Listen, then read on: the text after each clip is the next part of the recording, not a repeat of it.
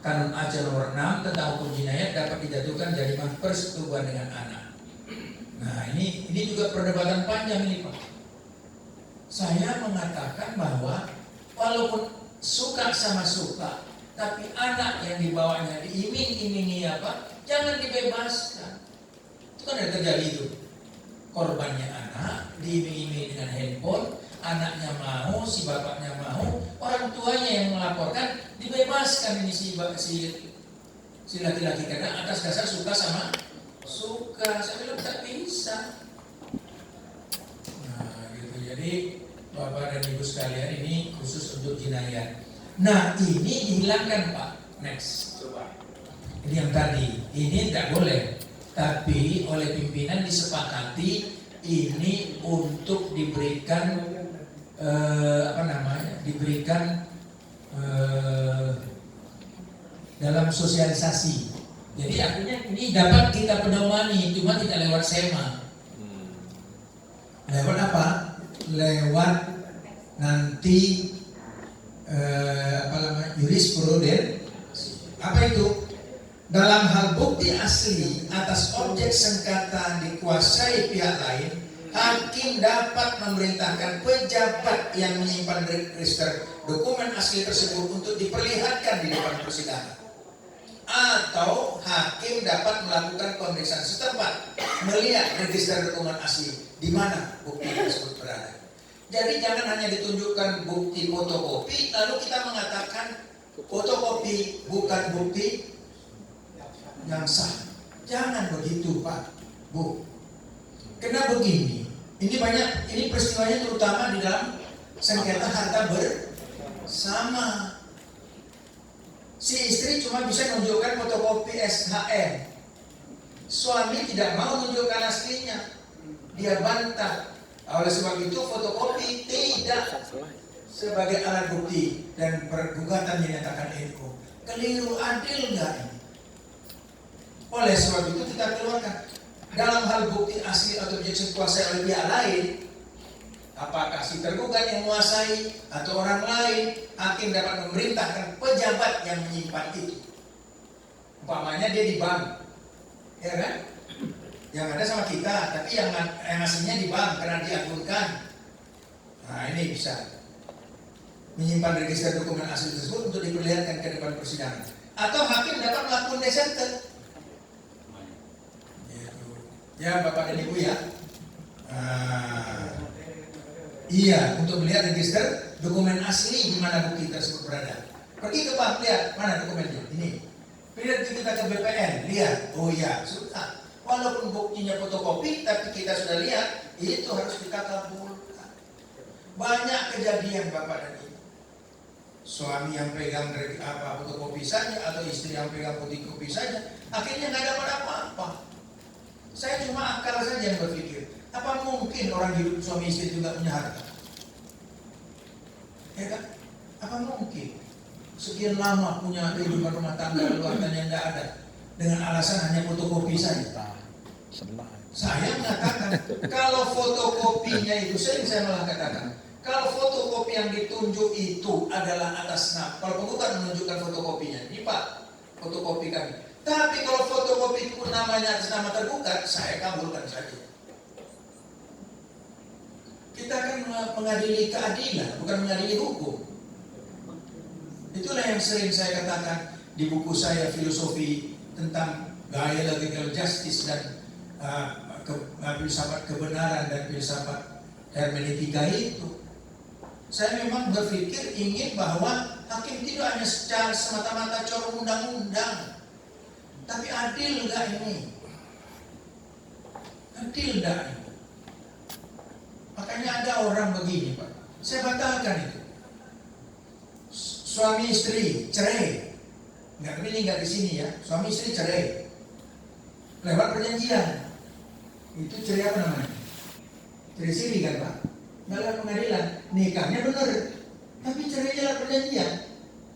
Cerailah dia. Dengan perjanjian itu si perempuan kawin. Berarti dia harus nikah siri juga kan? Kemudian yang kedua kawin lagi dia, cerai lagi, cerainya tentu siri. Kawin lagi dia sampai 4 kali. setelah cerai sama istri suaminya yang pertama, 4 kali nikah lagi sih. Termasuk perempuan laris ya. Mantap. Cantik sekali itu berarti. Pengalaman. Kepingin saya ketemu. Cuma sayang saya sudah Pengalaman. maklum. Pengalaman. 5 kali Pak. Oh. Pengalaman. Ya kan hebat itu kan. Pengalaman. Jadi lalu meninggal suaminya yang pertama ini. Datang si istri yang sudah 4 kali kawin setelah istri suaminya itu mengajukan ke pengadilan agama, saya sebagai ahli waris. Oleh si pengadilan, karena tidak ada bukti cerai, maka itu adalah ahli waris. Benar nggak itu Pak? Pengesahan Nah, cerai. benar Pak. Kita ini kan bukan mengadili hukum semata. Adil nggak itu bagi ahli waris? Bagi suami istri yang pertama, yang kedua kan si suaminya udah nikah juga ini. Saya batalkan itu, nggak cocok dengan keadilan. Enak tenang. Udah 5 kali kawin gonta ganti bilang ahli waris. Nah itu salah satu contoh. Itu betul terjadi dan saya batalkan putusan itu. Nah ini Bapak dan Ibu, kita juga harus berpikir tidak hanya hukum acara doang, tidak hanya hukum prosedural doang, tapi juga kita harus melihat keadilan itu benar nggak ini.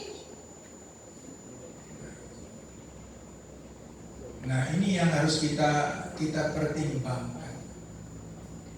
Ya, sama dengan yang lalu itu kan sudah saya bilang. Akhirnya kan saya batalkan. Apa benar itu? Orang itu sudah cerai, sudah murtad tahun 77, tahun 88, tahun 77 nikah secara Islam, tahun 88 murtad, keluar dari Islam 22, 88. Tahu sekarang ngajukan cerai, ke PN ditolak, lalu dia pakai hukum nikah, pengadilan nikah, fotokopi lagi.